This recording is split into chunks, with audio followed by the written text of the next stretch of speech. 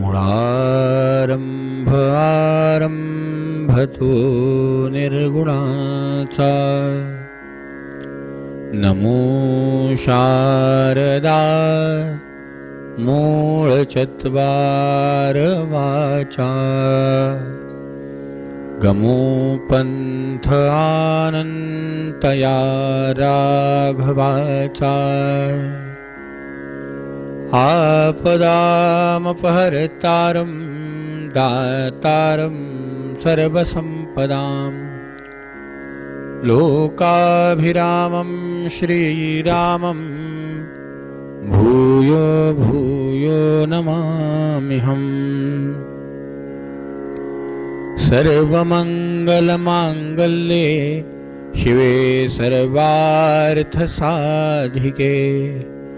शरण्ये त्र्यम्बके गौरी नारायणी नमोस्तुते।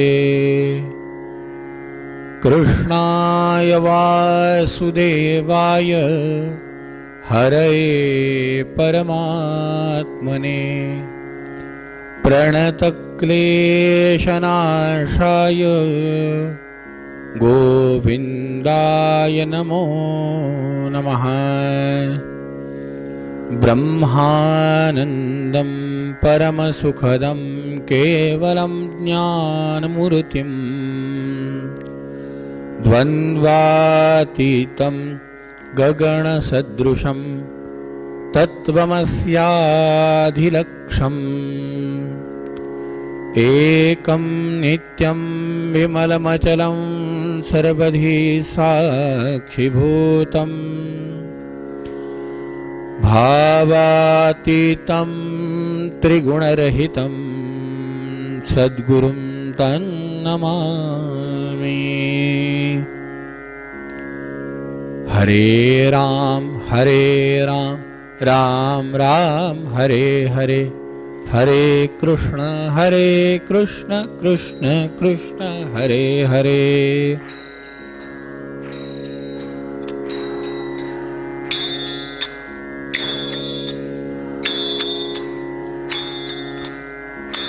बोला हरे राम राम राम हरे हरे हरे कृष्ण कृष्ण कृष्ण हरे हरे।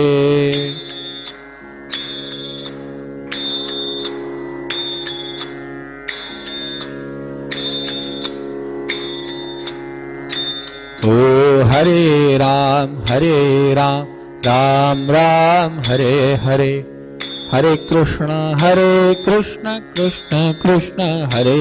बोला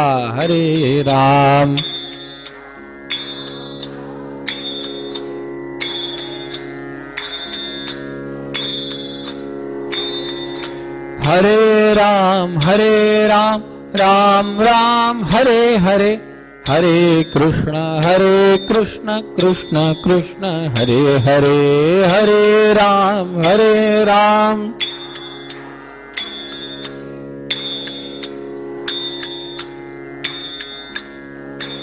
ओ हरे राम राम राम हरे हरे हरे कृष्ण कृष्ण कृष्ण हरे हरे हरे राम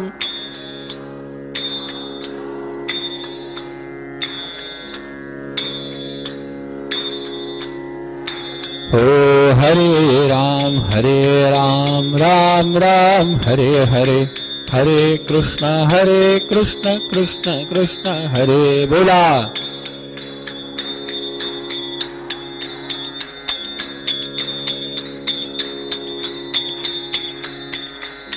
ओ हरे राम राम राम हरे हरे हरे कृष्ण कृष्ण कृष्ण हरे हरे हरे राम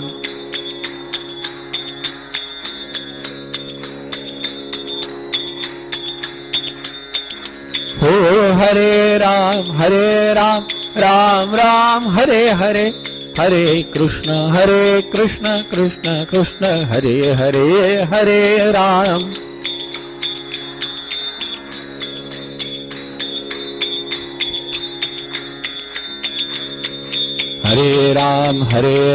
राम राम हरे हरे हरे कृष्ण कृष्ण कृष्ण हरे हरे हरे राम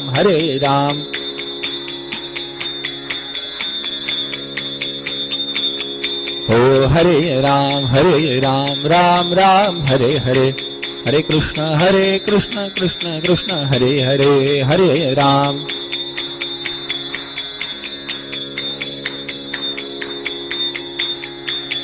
हरे कृष्ण कृष्ण कृष्ण हरे हरे हरे कृष्ण कृष्ण कृष्ण प्रभु रामचंद्र भगवान की महारुद्र हनुमान की गोपाल कृष्ण भगवान की महारुद्र हनुमान की सद्गुरु समर्थ रामदास स्वामी महाराज की जय जय रघुवीर समर्थ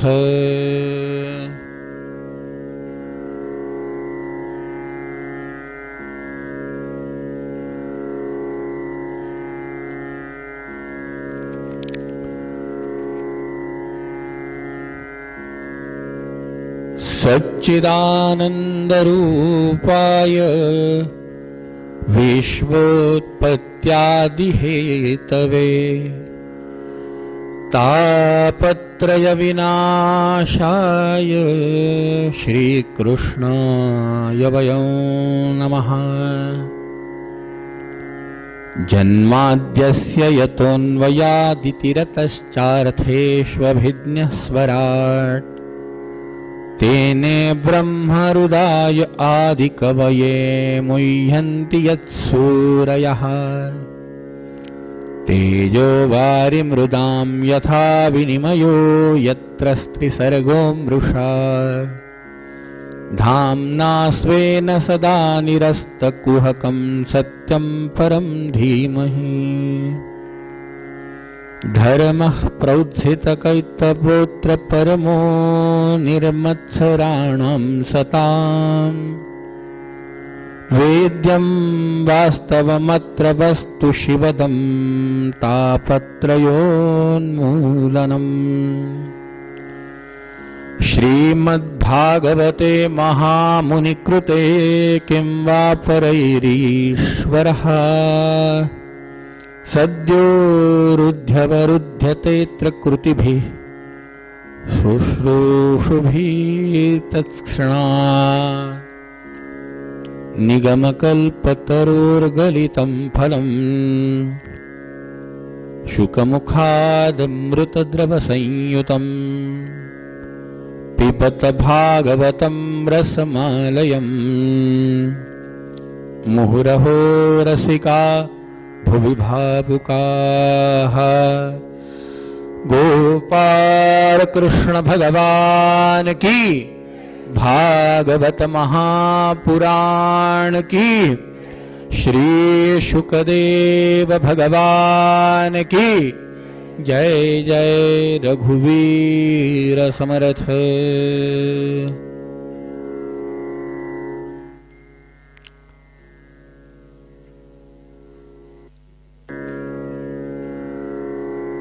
आनंदकंद परमात्म्याच्या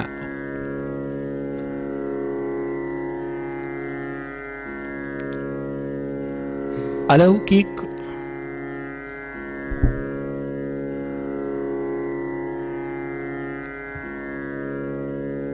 प्राप्तीचं साधन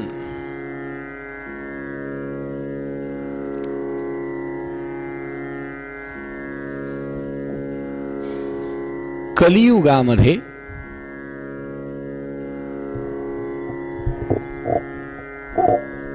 कोणत्या मार्गाने करता येऊ शकतं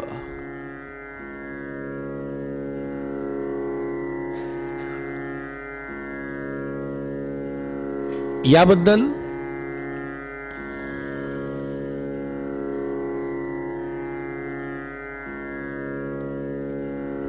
अनेक ऋषीमुनींनी, अनेक तत्ववेत्यांनी, अनेक महात्म्यांनी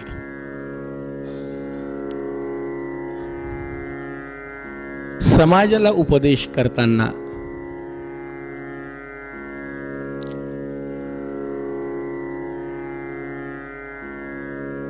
भगवंताच्या नामावरती आणून सोडलं.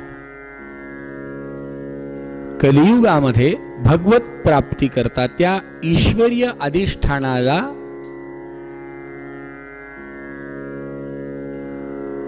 ज्याला आपलंसं करण्याची इच्छा आहे, ज्याला त्या ईश्वरीय अधिष्ठानाला आपल्या जीवनामध्ये साकार करण्याची इच्छा आहे,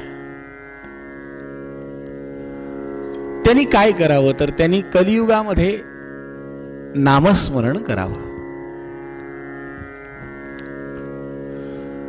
नामस्मरण करावं.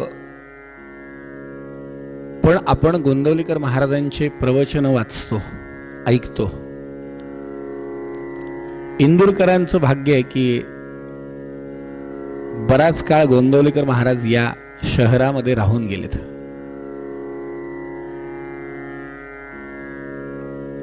त्यांच्या प्रवचनामध्ये एका ठिकाणी त्यांनी फार छान उल्लेख केला. ते म्हणतात की ज्याला रोग बरा करायचा त्यांनी काय करायचं तर सगळ्यात पहिल्यांदा त्यांनी औषध घ्यायचं.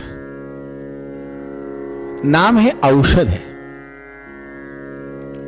पण नाम घ्यायचं म्हणजे औषध घ्यायचं. मग औषध घेतलं तर बरं वाटेल, भवव्याधी दूर होईल, म्हणजे नामानी भवव्याधी दूर होणारच आहे.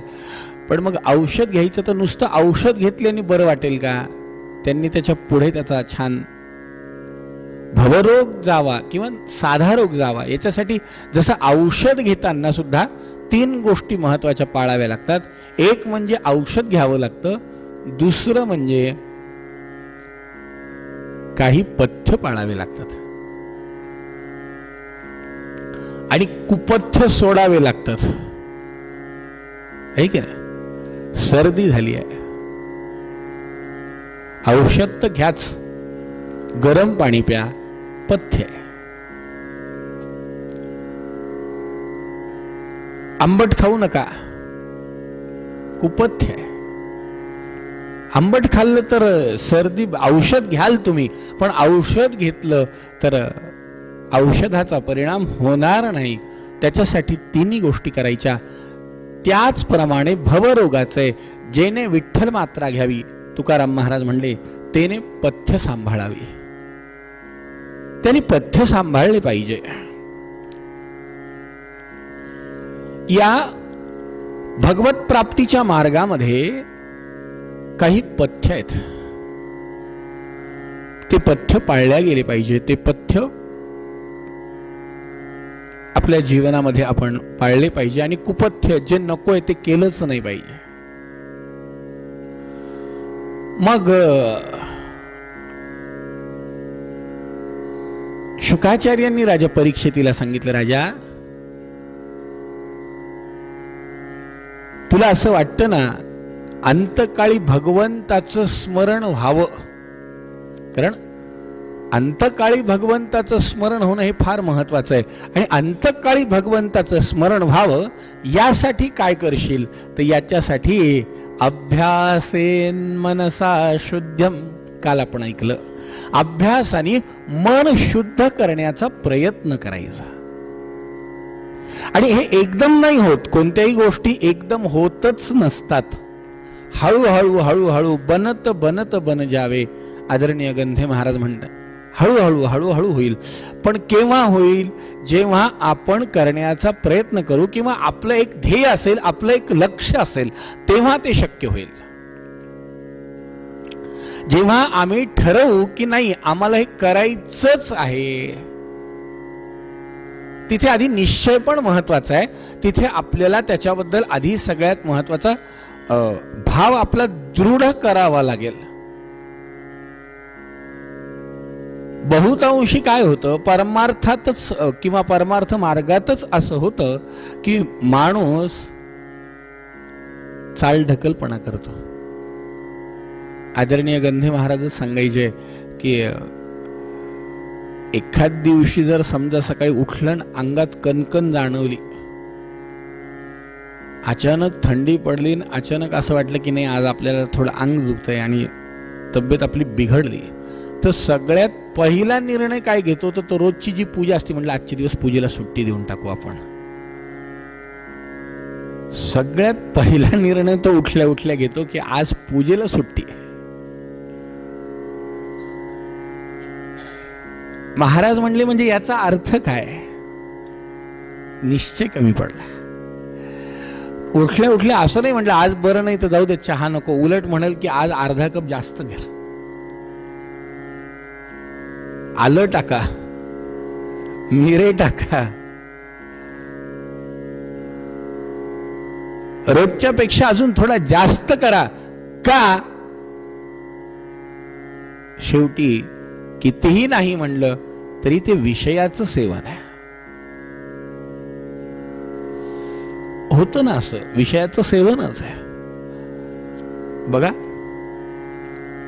आपल्याला इतकी त्याची सवय लागली आहे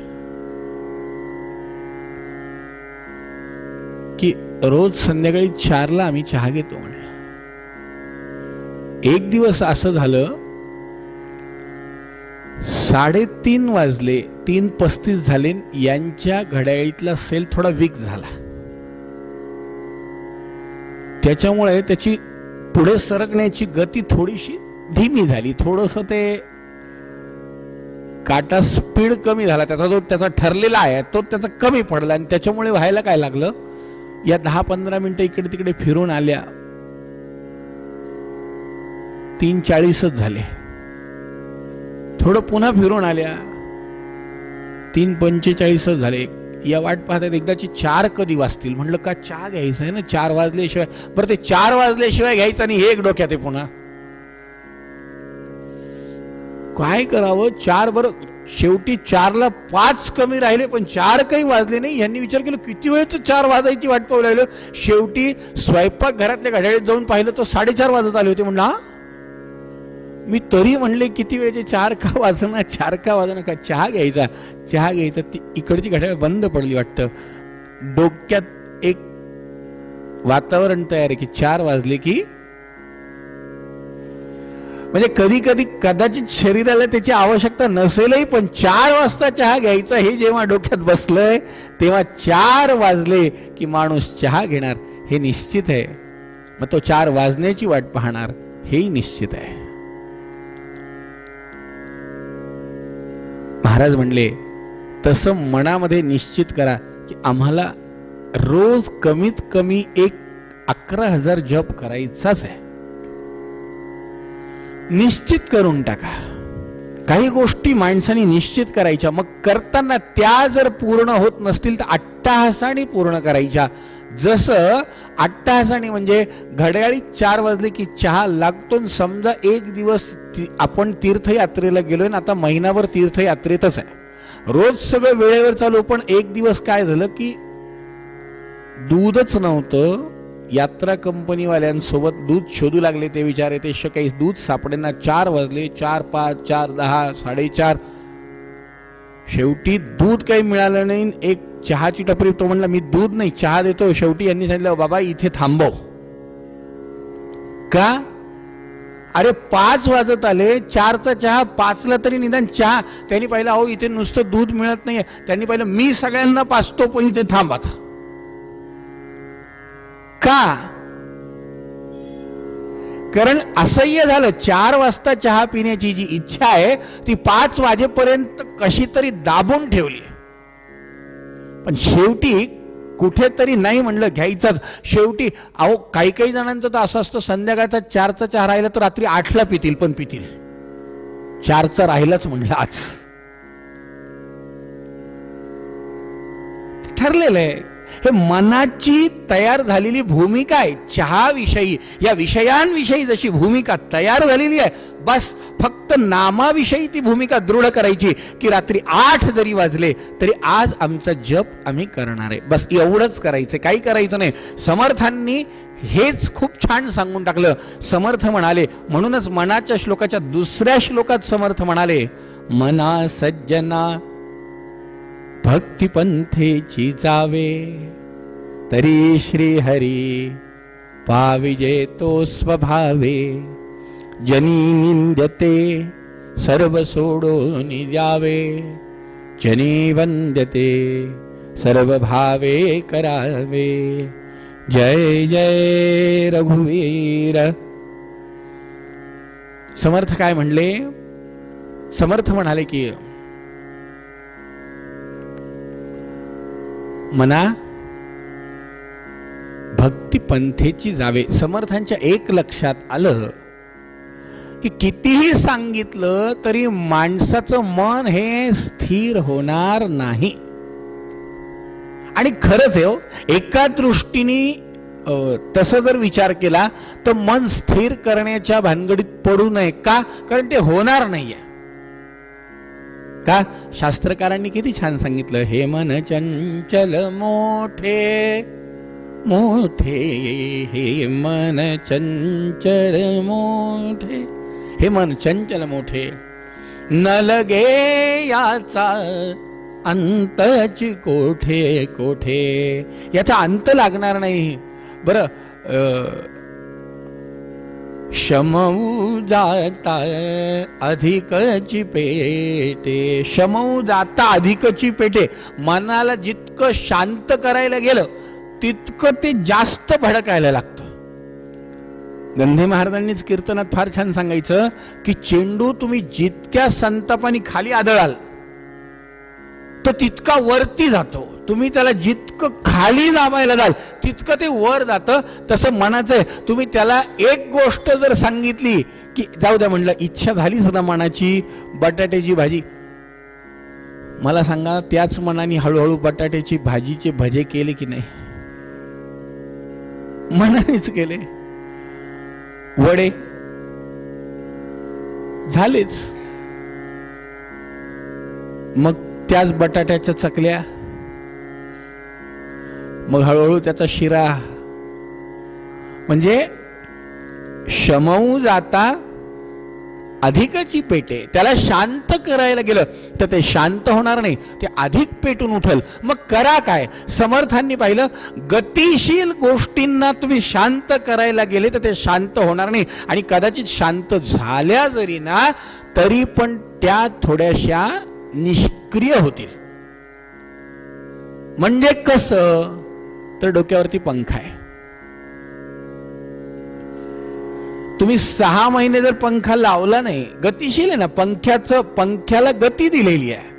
जर पंखा आहे तो जर बंद आहे तो 6 महिने बंदच राहिला तर जेव्हा तुम्ही बटन दाबताल तेव्हा खडखड खडखड खडखड पहिल्यांदा आवाज होईल. का? म्हटलं ते बंद होतं ना, त्याच्यात आता ऑइल टाका. गंजलं असेल, कदाचित त्याला गंज चढला असेल. गतिशील आहे, त्याला गती पाहिजे. त्याला जर आपण गती बंद केली त्याची तर ते बंद गती तुमची ते कार्य होणार नाही. गाडी दारासमोर उभी असलेली गाडी 1 दिवस नाही चालवली, 2 दिवस नाही चालवली, 4 दिवस नाही, महिन्यानी जर चालवायला घेतली, आधी पाहून घ्या म्हणलं तिच्यात हवा आहे का, तिच्यात ऑइल आहे का ते बघून घ्या. का? कारण ती चालली पाहिजे. गतिशील व्यक्तीला गतिशील वस्तू थांबल्या की हळूहळू त्याच्यात गंज चढायला लागतो, त्या निष्क्रिय व्हायला लागतात. मन थांबवता येणार नाही. मन एक करता काय येऊ शकतं? मग मनाला काय करता येऊ शकतं?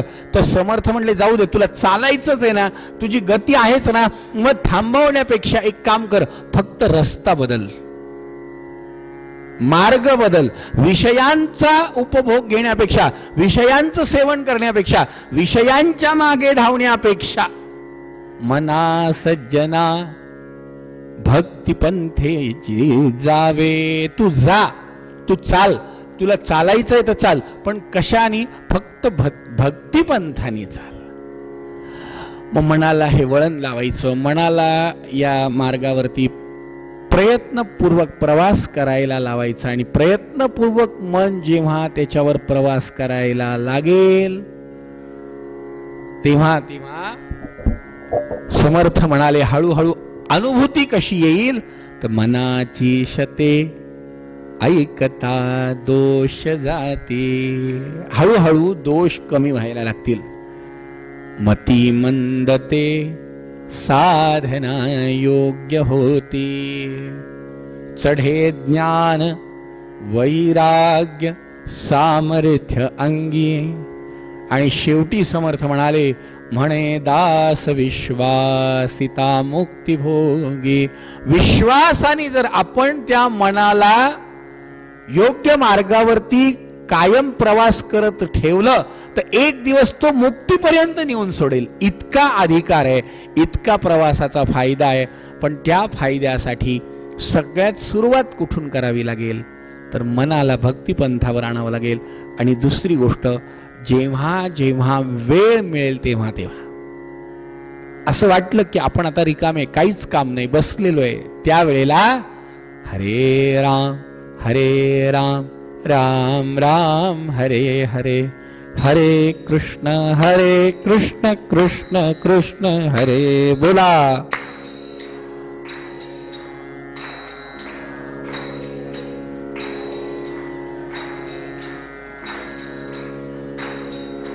हरे राम राम राम हरे हरे, हरे कृष्ण कृष्ण कृष्ण हरे बोला.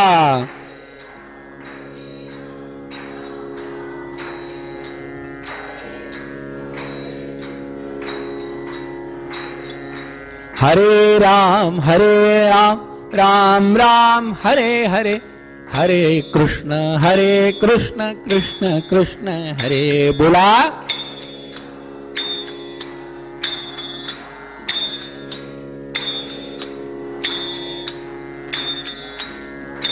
मोठ्यानी हरे राम राम राम हरे हरे, हरे कृष्ण कृष्ण कृष्ण हरे बोला बोला.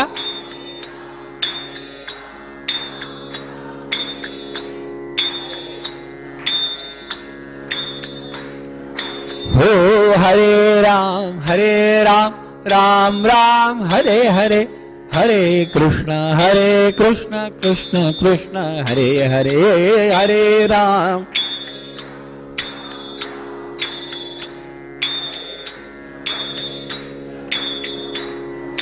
हो हरे राम राम राम हरे हरे, हरे कृष्ण कृष्ण कृष्ण हरे बोला बोला.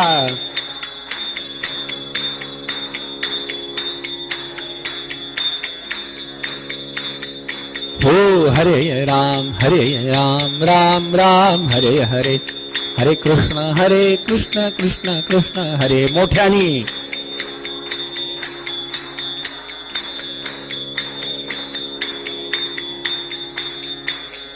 हरे राम राम राम हरे हरे, हरे कृष्ण कृष्ण कृष्ण हरे हरे, हरे राम.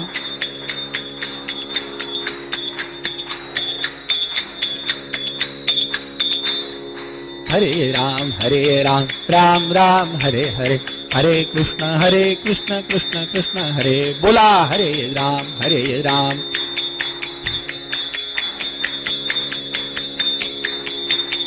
हरे कृष्ण कृष्ण कृष्ण हरे हरे, हरे कृष्ण कृष्ण गोपाल कृष्ण भगवान की. अभ्यासाने मन शुद्ध कर. मन शुद्ध झालं की डोळ्यासमोर ओंकार, आणि ओंकाराचा जप झाला की भगवंताचं ध्यान, आणि त्या ध्यानानंतर जप. जेव्हा या मार्गाने प्रवास होईल तेव्हा हळूहळू मुक्तीची अनुभूती आहे. आणि आपल्याला माहिती आहे, आपण अनेक कीर्तन भागवत ऐकलेत. मुक्तीचेही 4 प्रकार आहेत, ज्यामध्ये पहिली मुक्ती आहे समीपता, दुसरी आहे स्वरूपता, तिसरी आहे सलोकता आणि चौथी आहे सायुज्यता. हळूहळू हळूहळू प्रवास सुरू झाला की समीपता, देव आपल्याला त्याच्या जवळ बोलावतो, जवळ.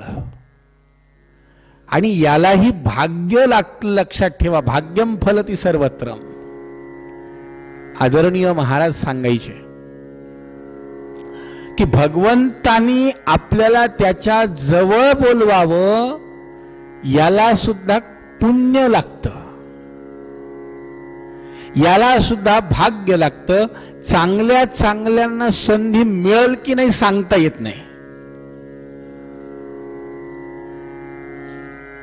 आदरणीय गंधे महाराजांनीच कीर्तनात सांगितलं होतं की मंगेशकर कुटुंबालाच गोव्याला मंगेशीच्या मंदिरात बराच काळ प्रवेश नव्हता. खूप नाव झालं, नावलौकिक प्राप्त झालं आणि नावलौकिक प्राप्त झाल्यानंतर गेले ते तिथे की आम्हाला आतमध्ये प्रवेश नाही. आतमध्ये त्यांना प्रवेश आणि सेवा करायची संधी मिळाली नाही, म्हणून त्यांनी बाहेरून ते गाणं म्हणलं, मागे उभा मंगेश पुढे उभा मंगेश, माझ्या मागे पुढे मंगेश. पण एक आदरणीय गंधे महाराज म्हणायचे, सगळ्यांनाच ती संधी मिळेल की नाही सांगता येत नाही. भगवंताची सेवा करायची, भगवंताच्या समीप जाण्याची, भगवंताच्या जवळ राहण्याची सगळ्यांनाच संधी मिळेल की नाही सांगता येत नाही. जन्मोजन्मी आम्ही बहु पुण्य केले, नामदेवराय.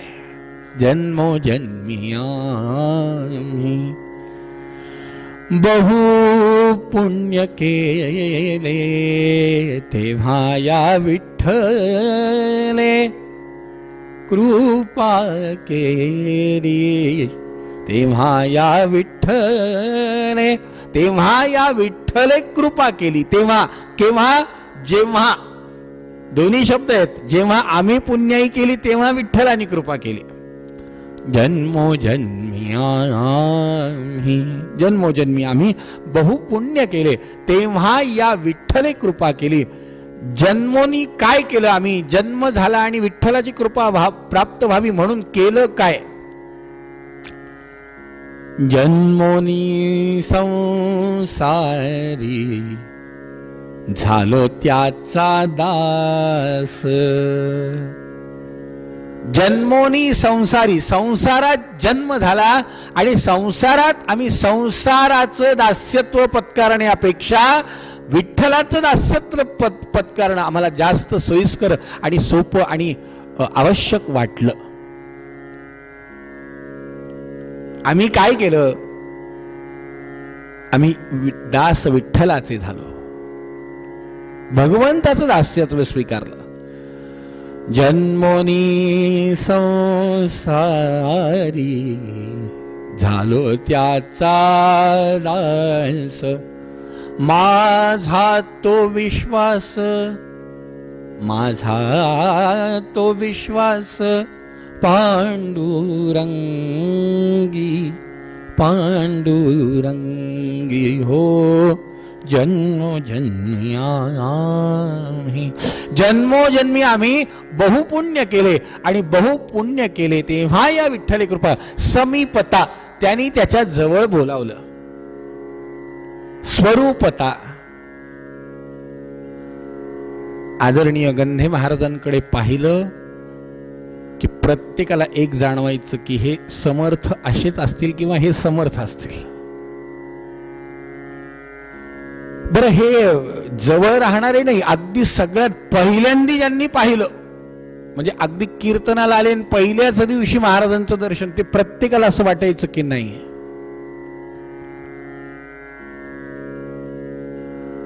यांच्यात समर्थ आहेत. स्वरूपता,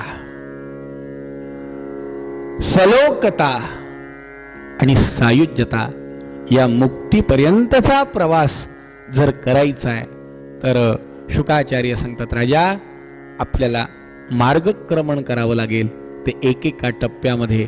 आणि हे सांगत असताना ज्या वेळेला भगवंताचं स्थूल रूप शुकाचार्यांनी राजा परीक्षितीला सांगितलं, तेव्हा या सृष्टीविषयक विचारलेल्या सगळ्या प्रश्नांचं उत्तर शुकाचार्यांनी राजा परीक्षितीला काल आपण ऐकलं की संवादातून दिलं. तो संवाद कुणाचा होता? एक म्हणजे ब्रह्मदेव नारदांचा आणि दुसरं मैत्रेय आणि उद्धवांचा.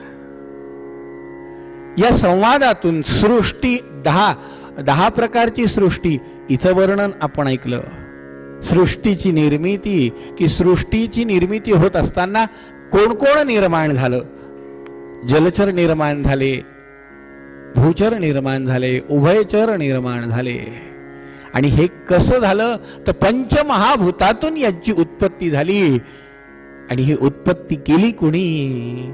फिरत्याचा कावरती देशी मातीला आकार, विठ्ठला तू वेळा कुंभार, विठ्ठला तू वेळा कुंभार.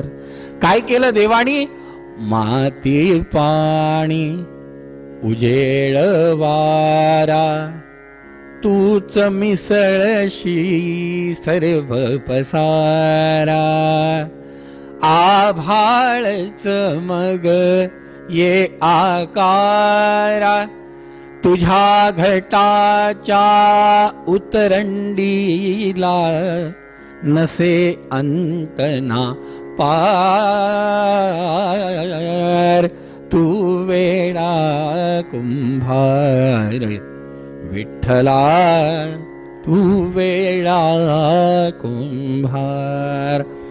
बरं, देवानी निर्माण केलेल्या या सृष्टीमध्ये घटाघटांचे रूप आगळे, प्रत्येकाचे दैव वेगळे. घटाघटांचे रूप आगळे. देवानी जेवढे जन्माला घातले तेवढे सगळे काही ना काही, अगदी जुळे जरी जन्माला आले तरी दोघांमध्ये काहीतरी फरक असतोच. घटाघटांचे रूप आगळे, प्रत्येकाचे दैव वेगळे. बरं, हे तुझ्या विना ते कोणा न कळे, मुखी कुणाच्या पडते लोणी, कुणामुखी अंगार. तू वेळा कुंभार, विठ्ठला तू वेळा. पंढरीनाथ भगवान की. शुकाचार्य म्हणतात, राजा ही सृष्टी निर्मिती झाली. सृष्टी निर्माण होत असताना काल आपण ऐकलं मनु आणि शतरूपा यांचा जन्म झाला. मनु आणि शतरूपांचा जेव्हा जन्म झाला त्यानंतर या मनु आणि शतरूपा यांना 3 मुली आणि 2 मुलं झाले. याचा विस्तार आपण बघत असताना काल आपण ऐकलं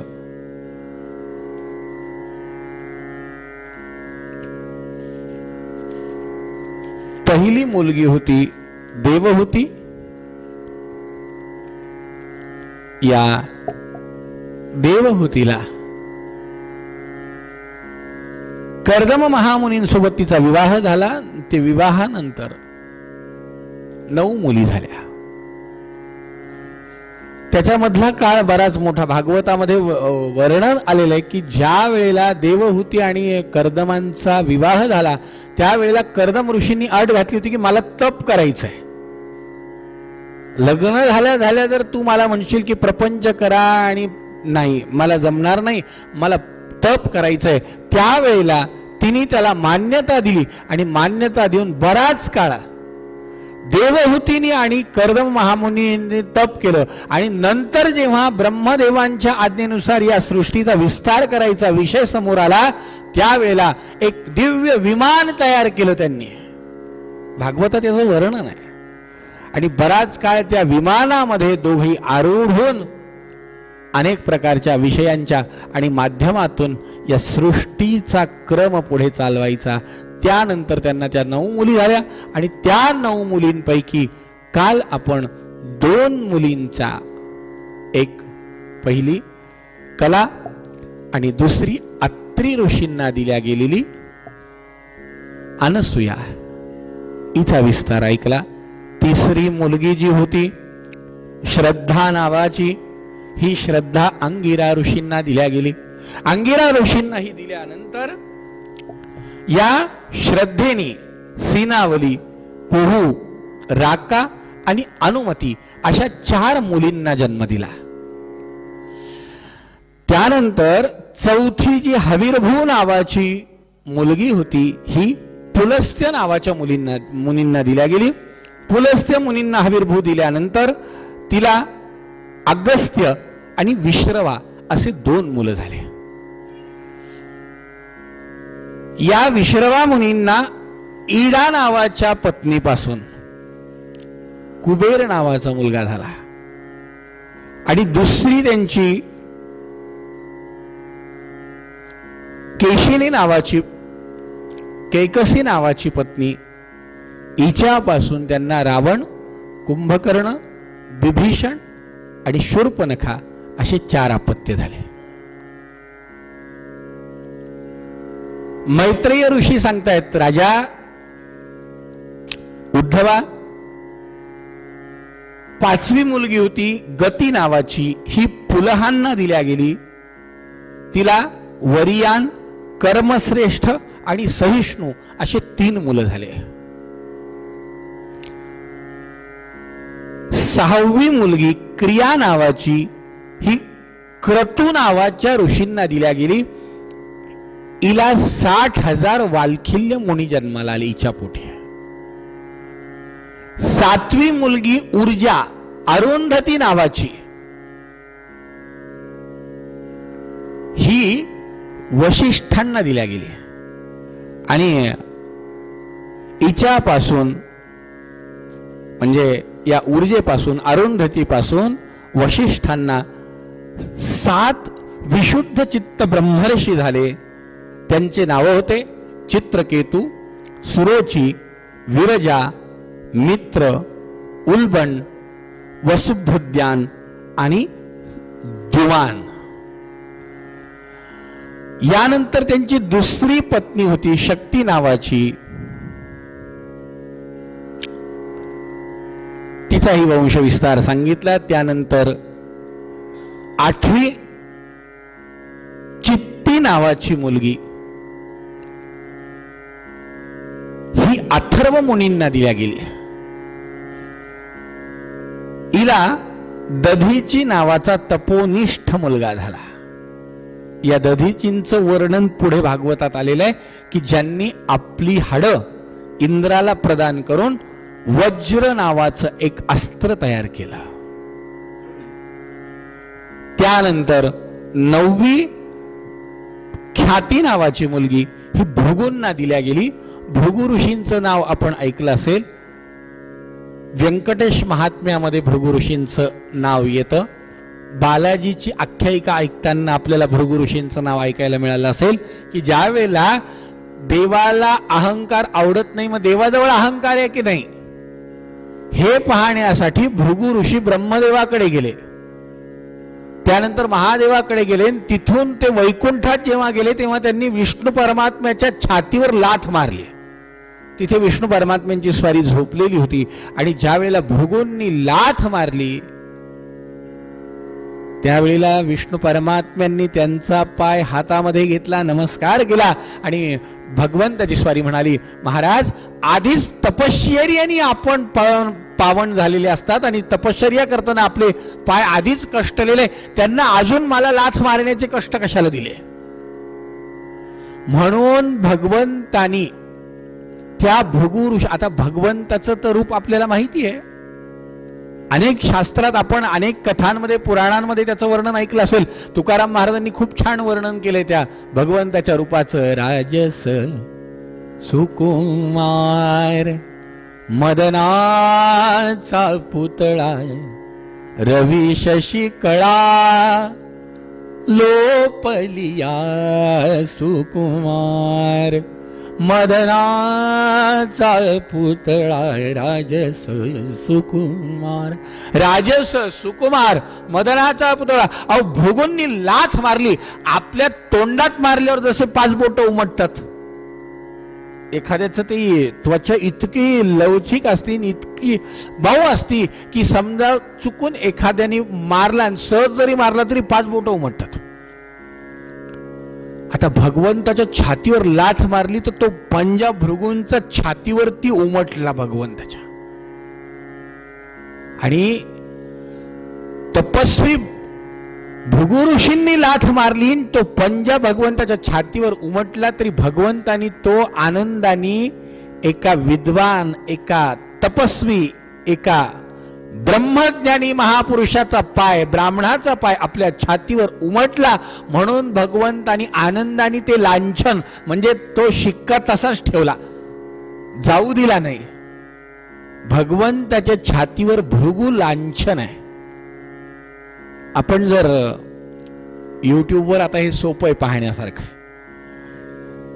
आपल्याला माहिती असेल की पंढरपूरच्या मूर्तीचं वर्णन तुम्ही जर कधी टाका युट्यूब वरती की पांडुरंगाच्या अंगावरती काय काय खुणा. एक तर तो स्वयंभू आहे, कोणी नाही घडविला नाही बनविला. तुकाराम महाराजांनी एका ठिकाणी वर्णन केलं की हा कोणी तयार केलेला नाही आहे, स्वयंभू प्रगट झालेला आहे, स्वयंभू. आणि त्याच्यात पुढे तुकाराम महाराजांनी त्या अभंगात शेवट असा केला की तुका म्हणे मूर्ती घडविले जे म्हणती, जे म्हणतात नाही नाही हे कोणीतरी तयार केलंय, त्याच्या मुखा प्रति किडे पडो. ते म्हणतात त्याच्या तोंडात किडे पडतील. आणि देवाचं गणित आहे बरं का, काही काही देव फळ कालांतराने देतो. म्हणजे समजा आज जरी तो म्हणल्या जरी त्याच्या तोंडात किडे नाही पडले तरी किडे पडल्याशिवाय तो मारायचा नाही, एवढं नक्की असेल. आता हे तुकाराम महाराजांना माहिती, याच्यात आपण भानगडीत पडू नये. आपल्याला करायचंय काय, एखादं जण म्हणेल का कोणी म्हणलं तर त्याच्या तोंडात खरंच पडले का किडे, म्हणजे उगीच आपल्याला ती शंका काही घेण्याची गरज नाही. मग तुकाराम महाराज म्हणले नाही घडविला नाही बनविला, ते कुणी तयार केलेली मूर्ती नाही, स्वयंभू. आणि त्या स्वयंभू मूर्तीवरती पायाखाली पुंडलिकाने दिलेली वीट इथपासून ते गुरुजी दाखवायला लागतात. तुम्ही टाका घरी गेल्यावर, इथे लगेच नका मोबाईल काढू बरं का, नाही तर काही जण म्हटलं लगेच पाहून घेऊ. म्हणलं चला अनिशा आलेच तर सांगितलं तर घ्या पाहून, असं नका करू. पण युट्यूबवर जर आपण टाकाल तर तिथे जर पांडुरंगाची मूर्तीची सुंदर माहिती दिलेली आहे, छान दाखवल्या. तर पंढरपूरला जाऊन कदाचित हे पाहायला मिळेल की नाही माहिती, पण इथे पाहायची सोय देवानी केली आहे. आणि त्याच्यात ते भृगु लांछन दाखवतात. त्या पांडुरंगाच्या मूर्तीच्या छातीवर तो पाय उमटलेला आहे. तिरुपतीच्या बालाजीच्याही छातीवरती तो पाय उमटलेला आहे. आणि बद्रीनाथ इथे जर आपण गेला तर विष्णू परमात्म्याच्या त्याही मूर्तीच्या छातीवरती भृगु लांछन उमटलेले आहे. आणि या मूर्ती कोणी घडवलेल्या नाहीत. आणि त्याही पुढे जाऊन असं म्हणतात की या स्वयंभू मूर्तीत आहेच, आणि तिन्ही मूर्ती एकाच पाषाणाच्या आहे. हे विशेष आहे, श्रद्धेचा भाग आहे. आपल्या अंतःकरणातली श्रद्धा इथे फार महत्वाची आहे. जसं आदरणीय गंधे महाराज म्हणायचे की ही श्रद्धाच काम करते. बऱ्याच ठिकाणी काय होतं, श्रद्धा काम करत असती. आणि त्याच्याही पुढे महाराज छान सांगायचे की प्रत्येकाची श्रद्धा निराळी. महाराज म्हणायचे माझा चष्मा तुमच्या उपयोगाचा नाही, तुमचा चष्मा माझ्या उपयोगाचा नाही. ज्या चष्म्यातून आजोबांना छान दिसल, नातवाला त्या चष्म्यातून छान दिसलच असं नाही. कारण नवीन चष्मा करून आणला. आणल्याबरोबर 8 दिवस झाले होते, आजोबा परेशान होते, चष्मा नाही चष्मा नाही चष्मा नाही. नातवानी बाजारातून करून आणला बाबांबरोबर जाऊन आणि आणला ना आजोबांच्या हातात दिला. आजोबांनी चष्मा काढला, स्वच्छ पुसला, डोळ्याला लावला. ओ हो हो हो. आजोबा म्हणले वा वा वा वा, काय स्वच्छ दिसतंय, काय छान दिसतंय. नातवाची उत्सुकता वाढली. नातू म्हणलं आजोबा मला पाहू द्या, मला पाहू द्या, मला पाहू द्या. म्हणून पटकन दिवशी आजोबाच्या डोळ्याला लावलेला चष्मा नातवानी काढला, नातवानी घातला. नातवानी घातला तर नातवाला जे दिसत होतं ते दिसणं बंद झालं. तो म्हणला आजोबा अहो तुम्ही काय म्हणत होते, याच्यातनं छान दिसतं, स्वच्छ दिसतं, मला तर काहीच दिसतं ना. आजोबा म्हणले अरे हा माझा नंबर आहे, तुझा नंबर वेगळा, माझा नंबर वेगळा. माझ्या डोळ्यांना जिथून छान दिसल तुझ्या डोळ्यांना तिथून छान दिसलच असं नाही. प्रत्येकाची श्रद्धा काम करते. प्रत्येकाने आपली श्रद्धा कशी आपली विकसित करायची आणि त्या श्रद्धेतून कसं भगवंताला पाहायचं हे महत्वाचं आहे. आणि श्रद्धेने जेव्हा आपण या गोष्टी करतो तेव्हा आपल्या लक्षात येईल श्रद्धा सगळ्यात श्रेष्ठ आहे. हा, आमच्या दासगणू महाराजांनी गजानन विजयात लिहिले पहा. ते म्हणाले श्रद्धा अवघ्या माझारी सर्व बाजूनी श्रेष्ठ असे. कोणतीही गोष्ट घडण्यासाठी सगळ्यात पहिल्यांदी श्रद्धा. हे उदाहरण कुठे दिलं त्यांनी, ही ओळ कुठे टाकली, 14व्या अध्यायामध्ये गजानन महाराजांना भेटण्यासाठी गंगा भारती नावाचा गोसावी आला होता. त्याला कुष्ठरोग झालेला होता आणि कुष्ठरोगी जेव्हा तो आला तेव्हा तो गजानन महाराजांच्या आजूबाजूला बसायचा. त्याला गायनाची कला येत होती. तो एक तारा घेऊन महाराजांना भजन म्हणून दाखवायचा. त्याला दर्शनाला कुणी महाराजांच्या जवळ जाऊ देत नव्हतं. ते म्हणायचे अरे तुला कुष्ठरोग झालाय, रक्तपिती, तुझ्या अंगातनं सगळं पू गळतोय, घाण गळतीये, सगळे हातपाय झडून गेल्यासारखे होत आहेत, तू महाराजांजवळ जाऊ नको, कारण संसर्गजन्य तुझ्यामुळे महाराजांना त्रास होईल. शेवटी एक दिवस तो सगळ्यांची नजर चुकून गेला आणि त्यांनी जाऊन महाराजांच्या पायावर डोकं ठेवलं आणि पायावर जसं डोकं ठेवलं तसं महाराजांनी वर त्यांनी पाहिलं, फाडकन त्याच्या मुस्काडीत हाणली. त्याच्या मुस्काडीत एक हाणली आणि त्याच्या अंगावर बेडका त्यांनी टाकला आणि त्यांनी तो बेडका अंगाला मलम म्हणून लावला. इथे श्रद्धा फार महत्वाची आहे. आणि जेव्हा एक कुटाळ म्हणला की अरे तू औषध लावायचे सोडून हे काय केलं, त्यावेळेला त्यांनी सांगितलं बाबा हे औषधच आहे. तो म्हणला अरे मूर्खा, अरे तो बेडका, त्यांनी पाहिलं तुझा त्याच्याशी संबंध नव्हता म्हणून तुला तो बेडका दिसला. तो औषध त्यांनी पाहिलं, बघ चल मी तुला दाखवतो. कुठे? त्यांनी त्या कुटाळाला नेलं जिथे गजानन महाराज रोज आंघोळ करायचे, तिथे नेलं आणि तिथे नेऊन त्यांनी काय केलं तर तिथली माती घेतली हातात. तर त्या जो श्रद्धेने लावायचा तो गंगा भारती, त्याच्या हातामधली ती माती औषधी झाली आणि कुटाळाच्या हातामधल्या मातीला किंचित दुर्गंध यायला लागला. एवढा फरक श्रद्धेमध्ये. हा फरक श्रद्धेमध्ये. श्रद्धा फार महत्वाची आहे. श्रद्धेने जेव्हा माणूस एखादी गोष्ट करतो तेव्हा निश्चितच ती फलदायी ठरती. त्याच्यासाठी श्रद्धा फार महत्वाची आहे. श्रद्धेने बघा, श्रद्धेने ह्या गोष्टी केल्या तर आपल्या लक्षात येईल की भगवंताच्या छातीवर ते भृगु लांछन आहे आणि ते भृगु लांछन याच भृगु ऋषींचा पाय आहे. ज्या भृगु ऋषींना 9वी मुलगी ख्याती नावाची ती दिल्या गेली, तेव्हा त्या ख्यातीपासून भृगूंना धाता आणि विधाता नावाचे 2 मुलं झाले आणि श्री नावाची एक भगवत परायण कन्या झाली. शुकाचार्यांनी राजा परीक्षितीला सांगितलं की राजा, अशा प्रकारे 9 मुलींचा विस्तार झाला आणि त्यानंतर एक मुलगा झाला. तो मुलगा म्हणजे साक्षात भगवान विष्णू परमात्म्यांचा अंश कपिल महामुनी. गोपाल कृष्ण भगवान की जय. या कपिल महामुनींचा आणि आईचा संवाद भागवतामध्ये आलाय. 3ऱ्या स्कंदामध्ये फार दिव्य संवाद आहे, मोठा संवाद आहे. यासाठी मी सांगितल्याप्रमाणे एकदा भागवत घरी घेऊनच या. आणि भागवत घरी असेल, काही जण म्हणतील घेऊन या काय, आमच्या घरी किती, आमच्या आजोबांपासूनच आहे. आता उघडा, ते इतक्या दिवसापासून आहे तर ते आता उघडा आणि उघडून वाचा. वाचा. खूप सुंदर संवाद आहे. कपिल महामुनींनी जेव्हा त्यांच्या आईनी दुःख व्यक्त केलं की कर्दम महामुनींची स्वारी ज्या वेळेला तपश्चर्येला पुन्हा निघून गेली, संतती आपत्य प्राप्ती झाली, त्याच्यानंतर ज्या वेळेला ते तप करायला निघून गेले तेव्हा त्यांच्या आईने शोक केला आणि त्या शोकाला उत्तर द्यायचं म्हणून कपिल महामुनींनी आईला जो उपदेश केला याला कपिल गीता असं म्हणतात. कपिल महामुनींनी केलेला उपदेश आहे तो उपदेश सुद्धा फार सुंदर आहे. पण तो उपदेश आपल्याला समजावा असं जर वाटत असेल तर श्री कृष्ण गोविंद हरे मुरारे हे नाथ नारायण वासुदेव.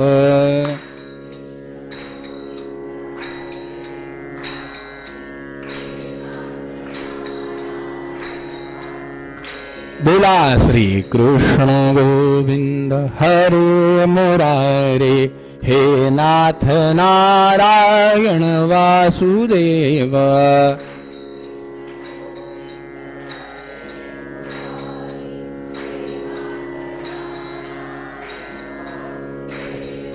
हे नाथ नारायण वासुदेव.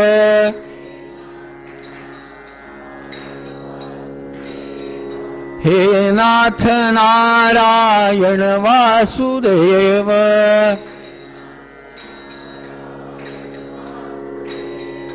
हे नाथ नारायण वासुदेव.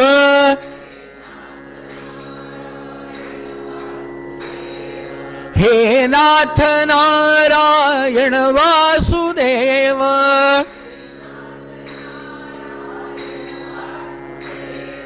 हे नाथ नारायण वासुदेव. बोला हे नाथ नारायण वासुदेव.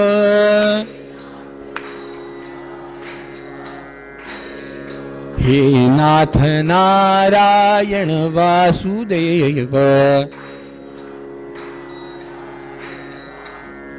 हो श्री कृष्ण गोविंद हरे मुरारे हे नाथ नारायण वासुदेव. बोला बोला.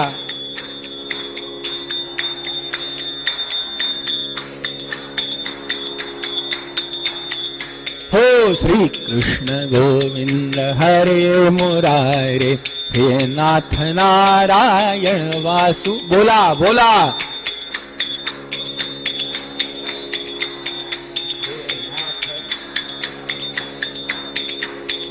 हे नाथ नारायण वासुदेव. हे नाथ नारायण वासु. बोला हे नाथ. हे नाथ नारायण वासुदेव. हे नाथ नारायण वासुदेव. हे नाथ नारायण वासुदेव. हे नाथ नारायण वासुदेव. हे नाथ नारायण वासुदेव. हे नाथ नारायण वासुदेव. हे नाथ. हो श्री कृष्ण गोविंद हरे मुरारे हे नाथ नारायण वासुदेव. बोला.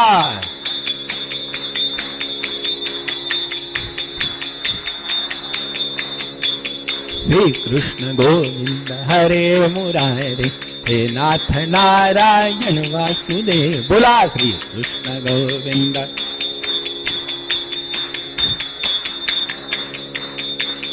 हे नाथ नारायण वासुदेव, हे नाथ नारायण, हे नाथ नारायण वासुदेव, हे नाथ नारायण वासुदेव. गोपाल कृष्ण भगवान की.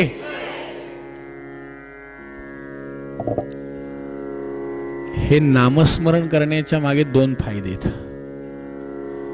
आणि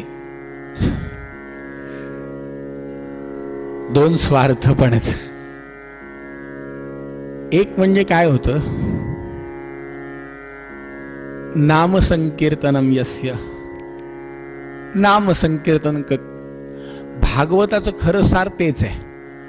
3 तास भागवत ऐकायचं ते निदान 3 मिनिटं तरी देवाचं नाव आपल्याकडून निघावं, या निमित्ताने म्हणावं, म्हणल्या जावं, हा एक उद्देश. दुसरा उद्देश मी सांगायच्या आधी तुम्हाला कळून गेलेला आहे, म्हणून आता मला वाटतं वेगळा काही सांगायची पुन्हा गरज नाहीये. तुम्ही हसले म्हणजेच त्याच्यात सगळं काही आलं.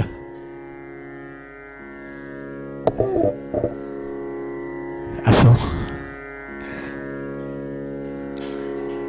तरी पण ज्यांना हसू नाही आलं ते म्हणले आम्हाला कळालंच नाही काय झालं. त्यांना सांगून टाकतो. काय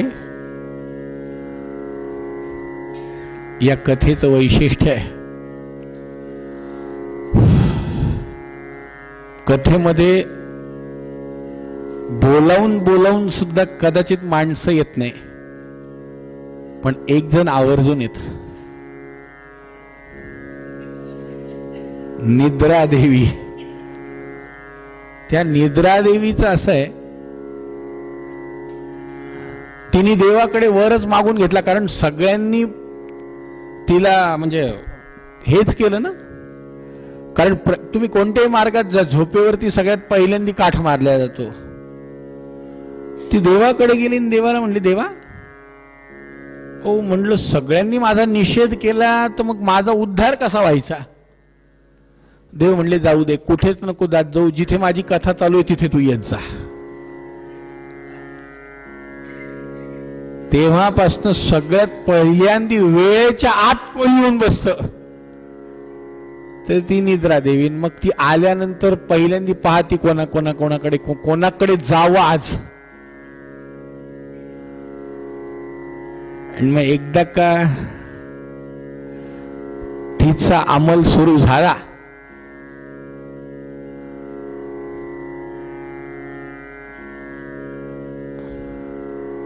बरं ते काय, ज्यांचा डोळा लागतो तेच असे मोठे डोळे करून पाहतात. महाराजांच्या लक्षात येतं की यांचाच डोळा लागला. त्यांना असं दाखवायचं असतं की आम्हाला डोळा लागला नाही, पण नेमकी आम्हाला माहिती असतं की यांनी डोळे मोठे केले म्हणजे यांचाच लागला होता.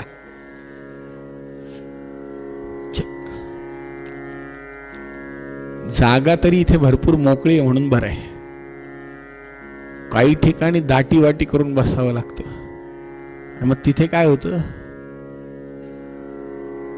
ते मागचे पाठीवर डोकं ठेवतात. अहो इथे बरं प्रत्येक खुर्चीत अंतर ठेवलं म्हणजे समजा तोल गेला तरी समोर मोकळ्या जागेत दणकंदीशी पडायचं का बाकी. त्याच्यामुळे थोडं सावधच राहिलेलं बरं. ते हे दोन फायदे. त्याच्यामुळे मध्ये मध्ये आपलं श्री कृष्ण गोविंद हरे मुरारे म्हणजे कळतं की निदान आता उठा, चला पटकन, आता काहीतरी बरं. विषयाचे सुख दोड नामदेवरायांनी अभंग लिहिलाय. येथे वाटे बहुगोड.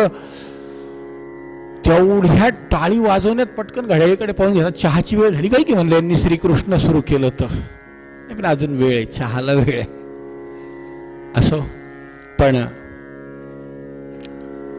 शुकाचार्यांनी राजाला सांगितलं, राजा आपल्या आईला कपिल महामुनींनी फार सुंदर उपदेश केला. त्या उपदेशामध्ये कपिल महामुनींनी भक्ती योगाचं वर्णन केलं. भक्ती म्हणजे काय, भक्ती योग म्हणजे काय, भक्ती योगाचं वर्णन केलं, त्याबरोबर कपिल महामुनींनी आपल्या आईला आणखीन भगवंताकडे जाणाऱ्या एका मार्गाचं वर्णन सांगितलं. तो मार्ग आहे योग मार्ग.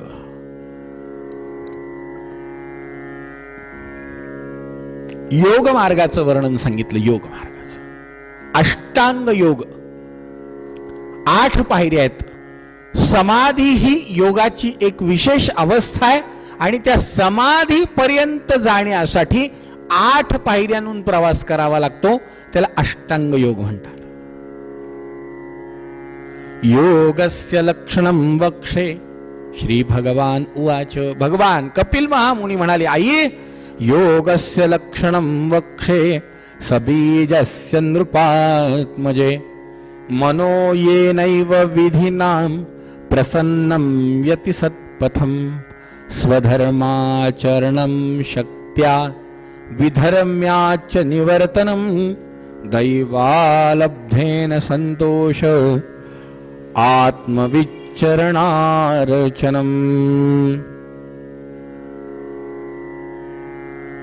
योग मार्गाने ज्याला जायचंय त्यांनी सगळ्यात पहिल्यांदी स्वधर्माचरण करायचं.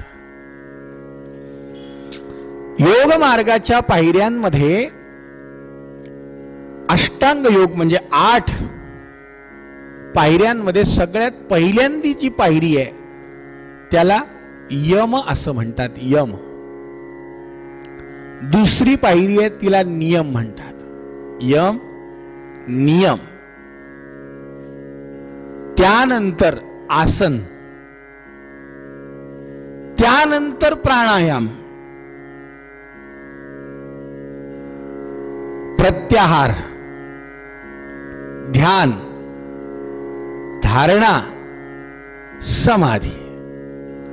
आता यम कोणते आहेत? अहिंसा सत्यमस्तेय यावदर्थ परिग्रह ब्रह्मचर्यं तपश्शौचं स्वाध्याय पुरुषार्चनम. यम आहेत, मुख्य 5 यम आहेत. अहिंसा. ज्याला योग मार्गाने जायचंय त्यांनी अहिंसावादी असलं पाहिजे. कधी कोण्याही जीवाचा न घडो मत्सर. वर्म सर्वेश्वर पूजनाचे. कोणत्याही जीवाचा मत्सर घडू नये. अहिंसा. सत्य. ज्याला योग मार्गाचा अवलंब करायचा आहे त्यांनी सत्यानीच वागावं, खोटं बोलू नये, स्वप्नात सुद्धा. हे सगळं आता खरं सांगू का, स्वप्नवत म्हणायची वेळ आली. जसं आताच्या पिढींच्या ज्या रिटायर्ड आहेत त्यांच्या गप्पा जर आपण कधी ऐकलं तर त्या म्हणतात, आमच्याकडे लहानपणी कुलाचार कुलधर्म काही कार्यक्रम असला ना सगळा स्वयंपाक घरी करावा लागायचा.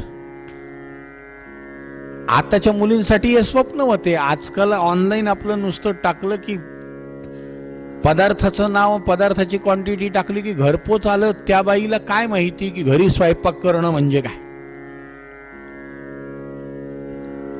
आता हे स्वप्नवत झालं. म्हणजे आता नातीला जर सांगितलं की बाई मी एका वेळेला 200 माणसाचा स्वयंपाक करत, म्हणजे काही काय का आजी, अगं बाई केला, आणि ते पण आडावर पाणी भरून, लाकडं गोळा करून, चुली पेटवून, त्या भांड्याला बाहेरून माती लावून.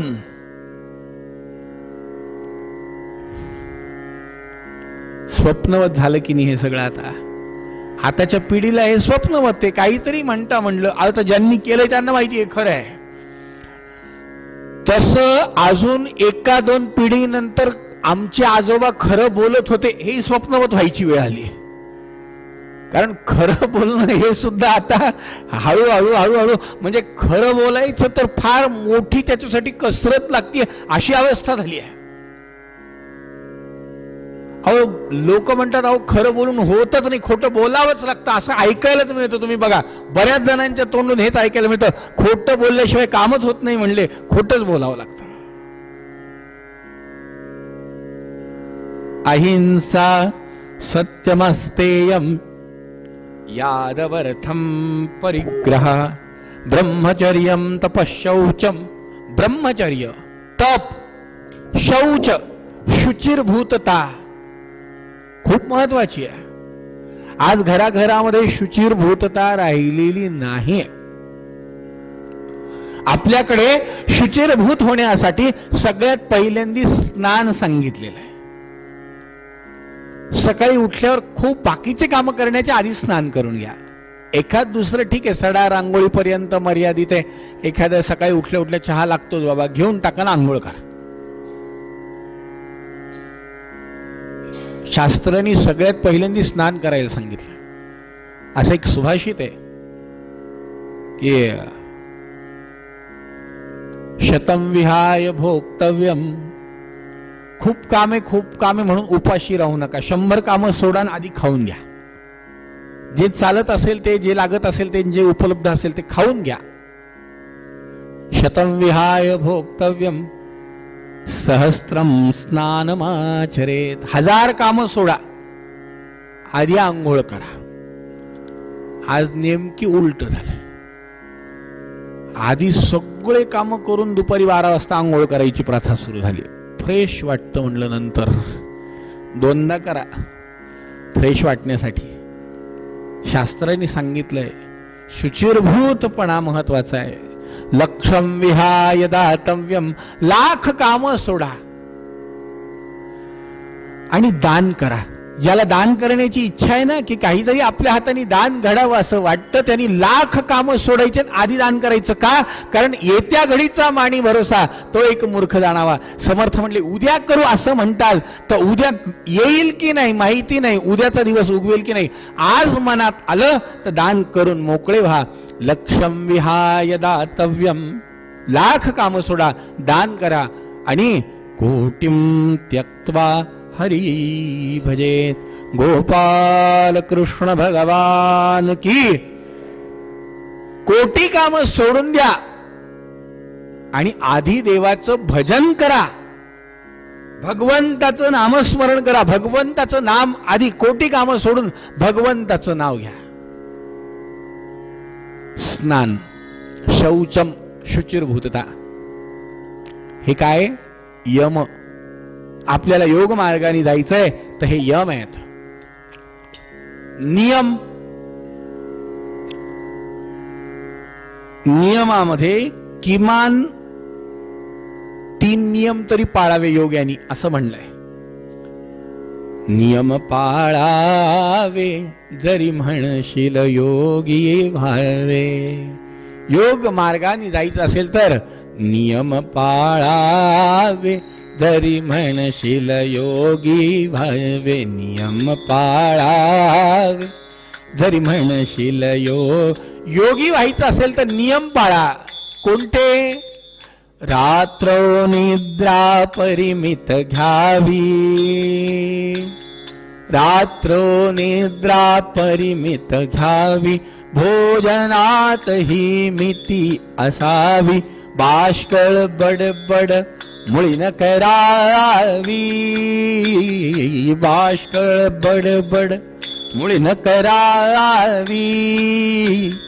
हे उमगावे जरी म्हणशील योगी व्हावे. नियम पाळा जरी म्हणशील योगी व्हावे. नियम पाळा जरी म्हणशील योगी व्हावे. नियम पाळावे जरी म्हणशील योगी व्हावे. रात्रीची झोप थोडी घ्या, दिवसा झोपूच नका असं योग मार्गाने जाणाऱ्यांना सांगितलंय. आपला काही संबंध नाही, त्याच्यामुळे आपल्या झोपेवर काही काठ नाही.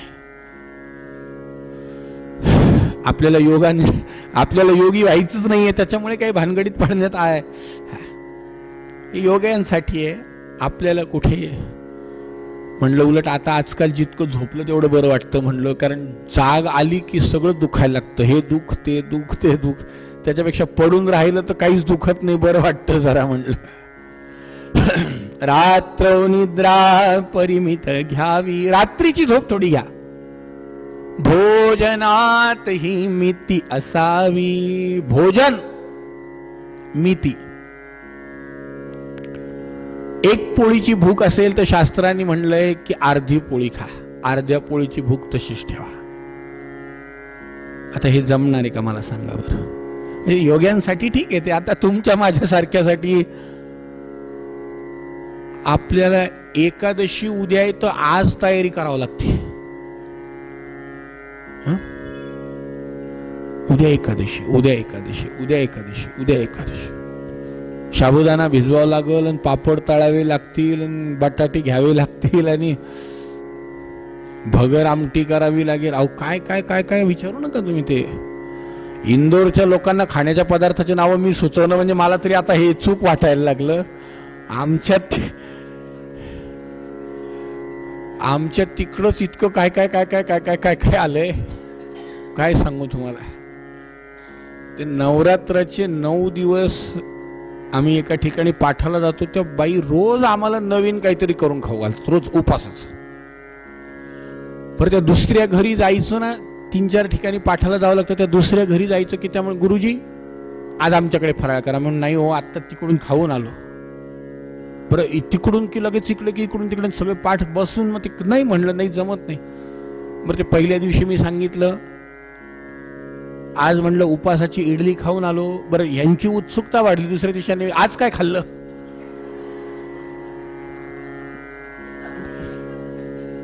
त्यांना म्हणलं आज उपासाचे समोसे खाल्ले. तिसऱ्या दिवशी काय खाल्लं?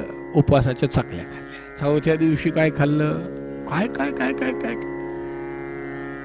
शेवटी 8व्या दिवशी न राहून ज्यांच्याकडे दुसऱ्या दिवशी म्हणजे दुसऱ्या पाठाला मी जातो तर त्यांनी चहा आणला. म्हणले गुरुजी चहा तरी आमच्याकडे घ्या. म्हणलं हो चहा घेतो रोजच. चहा आणला. डिश मध्ये बिस्किट आणले. अहो म्हणलं उपास नाही का? ते म्हणले उपासाचेच बिस्किट आहेत. म्हणले खा गुरुजी.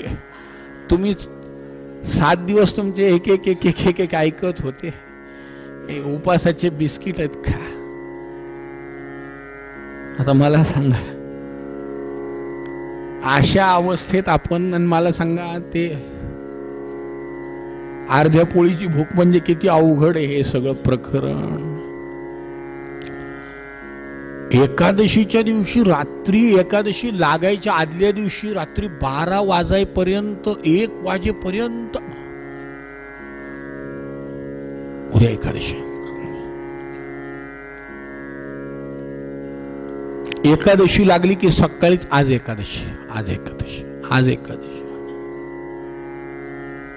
झोपेपर्यंत.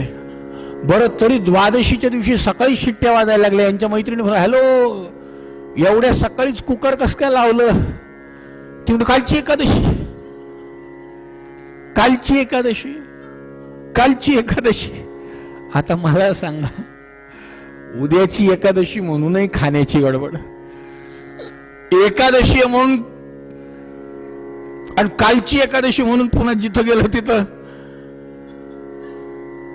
मग मला सांगा आता हे अर्ध्या पोळीवरती राहायचं कसं शक्य आहे? शक्य नाही ना.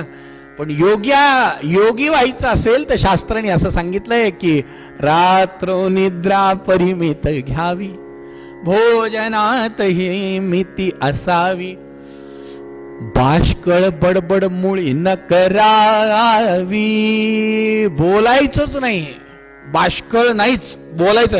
अहो आमच्या एकनाथ महाराजांनी पैठणच्या हरिपाठ लिहिला ना, जसं इथे हरिमुख म्हणा ना, हरिमुखे म्हणा, त्यांचं एकच वाक्य,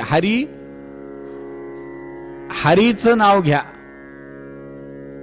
हरी बोला, हरी बोला, नाही तरी अबोला.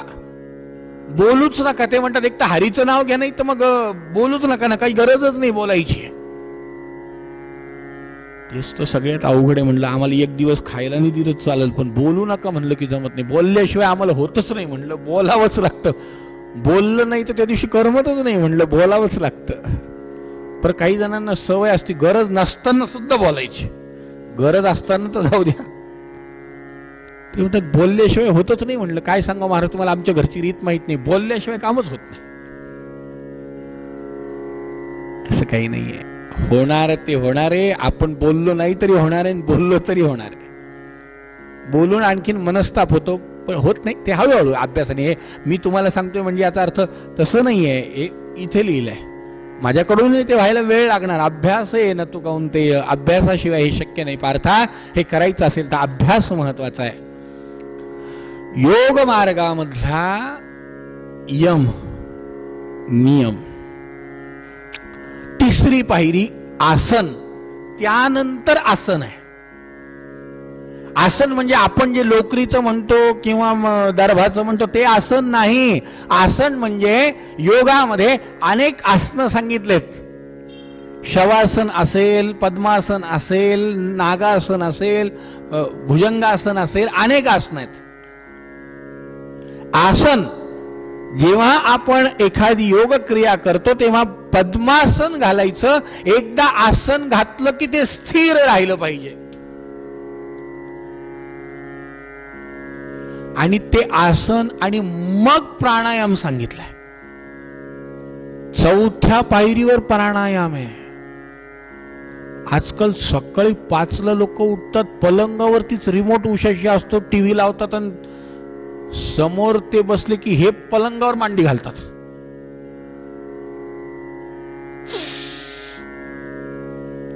हे असं नाहीच आहे.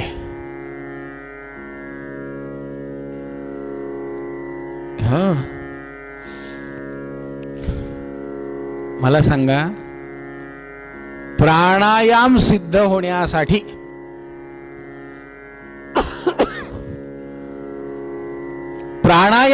होण्यासाठी पहिल्यांदा यम पाळावे लागतात, मग नियम पाळावे लागतात, मग आसन, आणि तर तो प्राणायाम सिद्ध होतो. नाहीतर काय होतं, रात्री झोपेपर्यंत कुठे आईस्क्रीम खा, कुठे श्रीखंड खा, कुठे एसी लाव, कुठे गादीवर झोप, यांनी प्राणायाम सिद्ध होईल वाटतं. सकाळी उठलं यांनी मार अगदी आजपासून ठरवलंच प्राणायाम करायचं की त्यांनी लावला टीव्ही की चॅनल वरती लावलं, प्राणायाम आला. कसा करायचा, अंगठा उजव्या नाकपुडीवर ठेवला यांनी, डाव्या नाकपुडीने श्वास आत घेतला. त्यांनी सांगितलं दोन्ही नाकपुड्या बंद करा, केल्या. आणि त्यांनी सांगितलं आता उजव्या नाकपुडीने श्वास सोडा. आता रात्रीचं श्रीखंड, आईस्क्रीम आणि एसी या तिन्हीचा परिणाम, इकडून त्यांच्या लक्षात आलं की हे सगळं जाम झालेलं दिसतं, वन वे चालू दिसतो इकडचा रात्रभर. जमना ना. त्यांनी केला टीव्ही बंद. म्हणलं जाऊ दे, जिकडून आतमध्ये घेतला तिकडूनच सोडून दिला. म्हणलं हे आपल्याकडून काही शक्य नाही, कारण दुसरा मार्ग बंद झालेला आहे. आता प्राणायाम करायचा म्हणल्यावरती मला सांगा, जोपर्यंत शरीर शुद्धी नाही तोपर्यंत प्राणायाम शक्य नाही. प्राणायामानंतर प्रत्याहार, त्यानंतर ध्यान लागले रामाचे, त्यानंतर ध्यान. आणि ते जर ध्यान लागलं, ध्यान कसं असतं माहितीये का, आपण कोणतंही स्तोत्र म्हणताना बघा त्याच्या पूर्वी आपल्याकडे ध्यान म्हणायची पद्धत आहे. आपण जर विष्णू सहस्त्रनाम म्हणायला लागलो तर शांताकारं भुजगशयनं पद्मनाभं सुरेशम, काय करायचं, डोळ्यासमोर ते भगवंताचं रूप आणायचं. रामरक्षा म्हणायला लागल्यावरती ध्याये दाजानुबाहुं धृतशरधनुषं बद्ध पद्मासनस्थं, ते डोळ्यासमोर आणायचं. आपल्या डोळ्यासमोर काहीच येत नाही. असं जर ध्यान लागलं तर किती छान लिहिलंय समर्थांनी, ध्यान लागले रामाचे, ध्यान लागले रामाचे. रामाचं जर ध्यान लागलं, दुःख हरले जन्माचे, दुःख हरले जन्माचे, ध्यान लागले रामाचे, ध्यान लागले रामाचं ध्यान. राम पदांबुजा जवळी, वृत्ती गुंतली मधुकरी. रामाचं ध्यान लागलं तर दुःख हरले जन्माचे, जन्म जन्मांतरीचं दुःख हरण करण्याची ताकद ध्यानामध्ये, म्हणून ध्यान लावायला शिका. आणि ध्यान लावण्याच्या आधी झोपेवरती, जेवणावरती, सत्य आस्ते हे सगळं नाही, ते हे सगळं जसंच्या तसं ध्यान लावायसाठी डोळे लावायला जाल. एकदाच लावून पाहिले म्हणलं डोळे, एकदा लावले की नंतर शेवटी तू घडले म्हणलं सगळं झाल्यानंतरच. काही काही जण ते पारायणाला पोथी घेतात. आता ते कसं आहे माहितीये का, हे सगळं आधीचं जर सगळं डॅमेज असेल,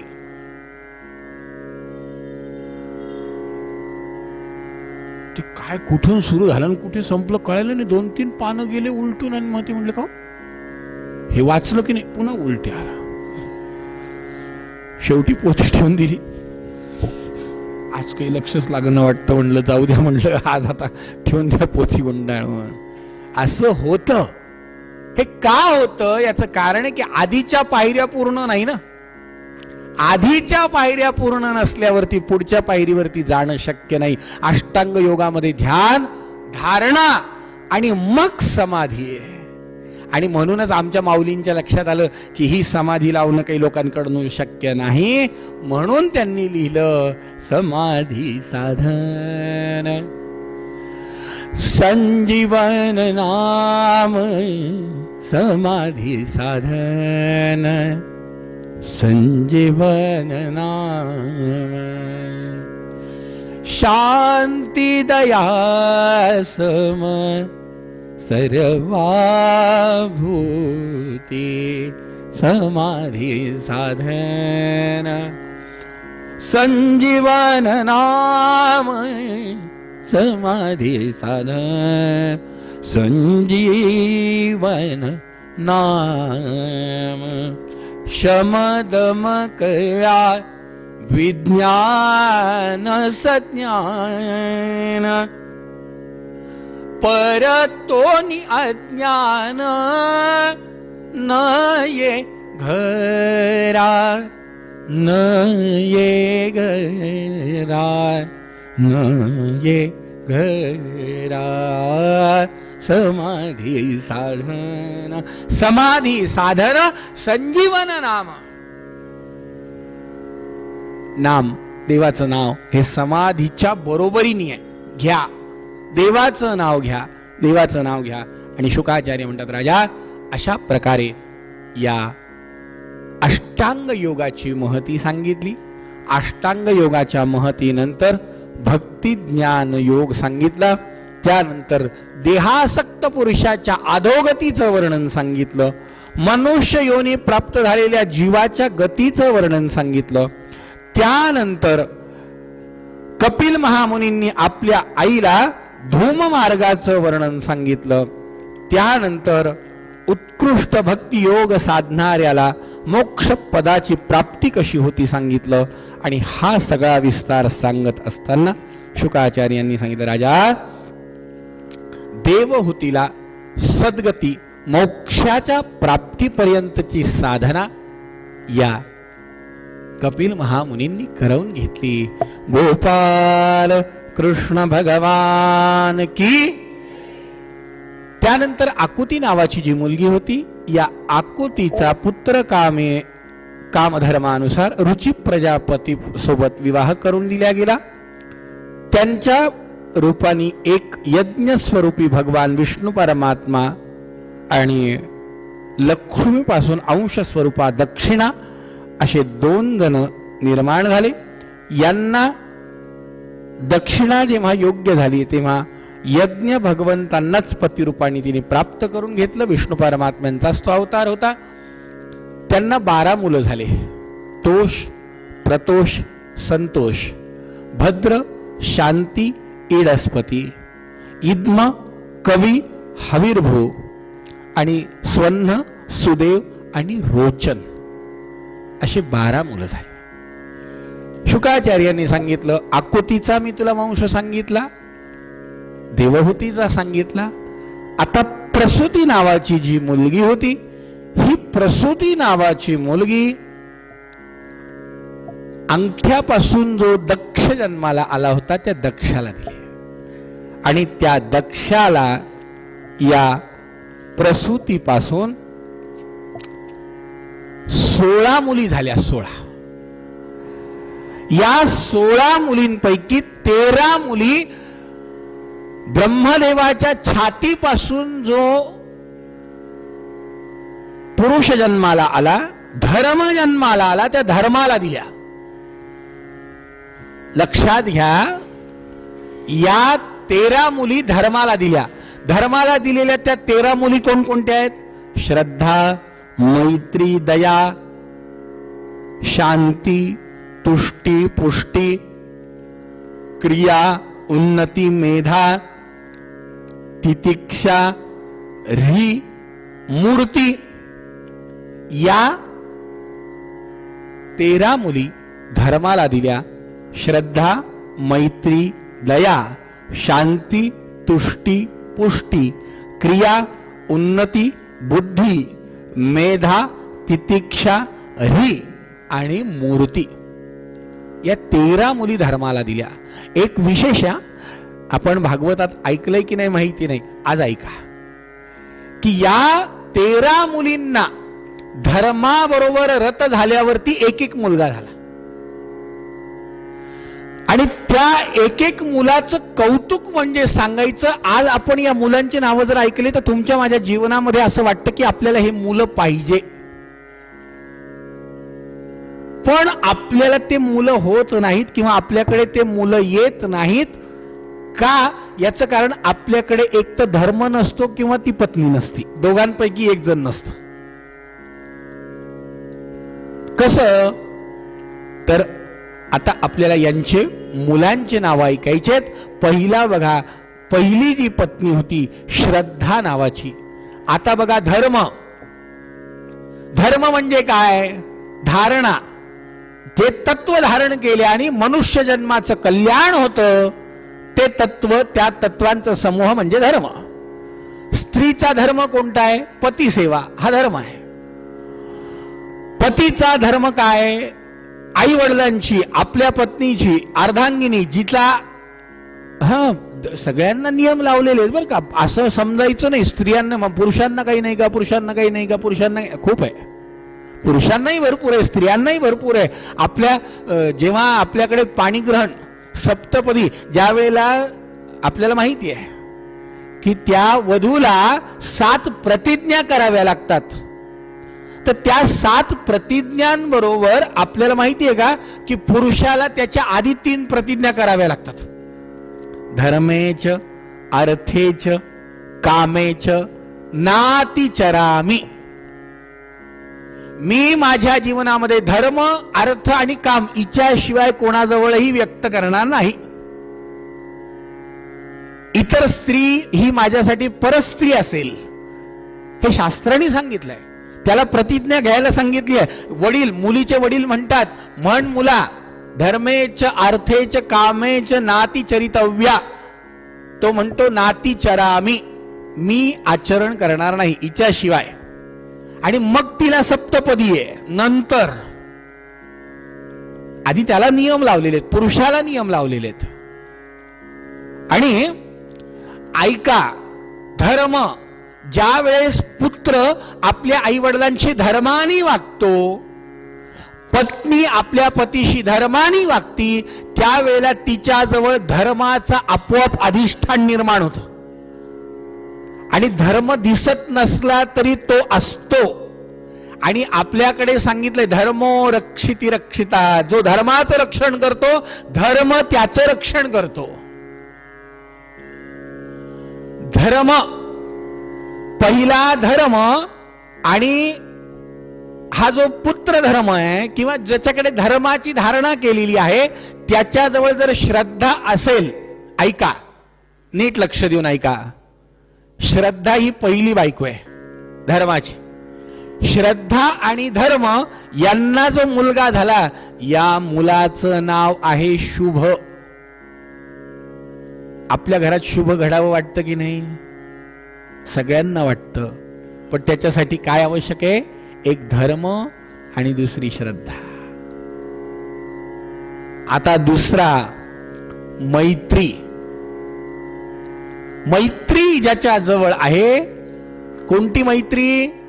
आमच्या माऊलींनी सांगितलेली, जे खळांची व्यंकटी सांडो, तया सत्कर्मी रती वाढो, भूता परस्परे जडो. मैत्र ही मैत्री ज्याच्या जवळ आहे आणि ज्याच्या जवळ धर्म आहे, त्या मैत्रीचा आणि धर्माचा मुलगा, त्याचं नाव आहे प्रसाद. आपल्याला वाटतं की नाही महापुरुषांचा प्रसाद आपल्याला मिळावा, सगळ्यांना वाटलं पाहिजे. काही लोकांना महाप्रसाद मिळाला तरी बरं वाटतं, म्हणलं जाऊ दे आज महाप्रसाद आहे का, कधी आहे तेवढं सांगा. म्हणलं भागवताला गेल्यावर विचारा त्यांना, महाप्रसाद कधी आहे की नाही आहे. आम्ही असं ऐकलंय प्रसादाच्या दिवशी गेलं तरी सगळं भागवताचं पुण्य कसं मिळेल मला सांगा. बरेच जण या भ्रमात आहेत, शेवटच्या दिवशी गेलं तरी सगळा प्रसाद मिळतो. म्हणलं हां, आमच्या प्रेमानंद महाराजांनी फार सुंदर सांगितलंय. ते म्हणले बाहेरच्या भौतिक प्रसादाचं मलमूत्र होणार आहे, प्रसाद कोणता मागावा हे सुद्धा कळालं पाहिजे. प्रसाद हा मजर्यावा, सहवास तुझाची घडावा देवा. कोणता प्रसाद? देवाच्या सहवासाचा प्रसाद हा मजर्या. गुरुचरणामृत निशिदिनी पाजुने, जन्म मृत्यू चुकवाय देवा. प्रसाद हा प्रसाद द्या. महाप्रसादातला प्रसाद थोडा जरी मिळाला तरी चालेल, हा प्रसाद द्या. मुद्दा काय? मैत्री आणि धर्म असेल तर प्रसाद मिळेल. तिसरी दया. या दयेनी आणि धर्मानी अभयाला जन्म दिला. अभय, भीती दूर जाणे, अभय. अभय हा धर्माचा आणि दयेचा मुलगा आहे. शांती आणि धर्म यांनी सुखाला जन्म दिला. तुष्टीनी धर्मानी आनंदाला जन्म दिला. पुष्टीनी धर्मानी अहंकाराला जन्म दिला. क्रियेनी योगाला, उन्नतीने गर्वाला, बुद्धीने अर्थाला, मेधेनी स्मृतीला, तितिक्षेनी क्षेमाला, ह्रीनी प्रश्रयाला आणि मूर्ती देवीनी भगवंताच्या नर आणि नारायण रूपाला जन्म दिला. गोपाल कृष्ण भगवान की. एकेका मुलाचा विस्तार करून सांगायला चातुर्मास भागवत सांगावं लागेल. आताच 7 दिवस मोठ्या मुश्किलीने बसवलेत आणून. खरं म्हणजे आमचं जमणार नव्हतं, पण आता त्यांचा 2-3दा फोन येऊन गेला. म्हटलं आता जावंच लागेल ना, आता नाही कसं म्हणता येईल, आता त्या म्हणलं तर यावंच लागेल. असंही कधी कधी होतं. काही आनंदाने येतात, काही प्रेमाने येतात, काही बळजबरी येतात, काही ओढून आणलेले असतात, काही काही काही काही काही काही अनेक प्रकार असतात. नाही म्हणजे इथलं नाही, मी आमच्या तिकडचं सांगतो. इथलं मला माहितीच नाही नेमकी कोण कसं आलेलं आहे, त्याच्यामुळे इथलं काहीच नाही आहे. आमचे महाराज सांगायचे तसं, इथलं नाही माहिती, आमच्या तिकडे असं होतं. जाताना बरं मला सांगून जातात, महाराज आमचं जमणारच नव्हतं, पण ना ह्यांनी इतका आग्रह केला यावंच लागलं. म्हटलं मग बरं झालं, जाऊ द्या, त्यांच्या आग्रहाने होईना आले तुम्ही, बरं झालं. असो, पण चातुर्मास भागवत चालेल, इतकं सुंदर भागवत आहे. तर याच्यामध्ये या 13 मुलींचा विस्तार सांगितला. 14वी मुलगी स्वाहा नावाची अग्नीला दिली. स्वधा नावाची मुलगी पितृगणांना दिली. म्हणून आपल्याकडे हवन करताना स्वाहा स्वाहा म्हणल्या जातं आणि श्राद्ध कर्म करताना स्वधायै नमः स्वधायै नमः स्वधायै नमः स्वधा म्हणल्या जातं. ह्या झाल्या 15. आणि 16वी मुलगी दक्ष प्रजापतींनी सती नावाची महादेवाला दिली. महादेवाला सती दिली. तिथे विदुर काकांनी प्रश्न विचारला. कुणाला? मैत्रेय ऋषींना. भवेशीलवतां श्रेष्ठे दक्षो दुहितृवत्सला विद्वेषमकरोत् कस्मात् नादृत्यात्मजां सतीम. महाराज, मी असं ऐकलंय की महादेवांना जर सती दिली पण त्या दक्षातून महादेवांचं कधी पटलं नाही, कधी जमलं नाही. का? ते म्हणले तुला सांगेल, पण चहा घेतल्यावरती. हरे राम राम राम हरे हरे, हरे कृष्ण कृष्ण कृष्ण हरे. बोला.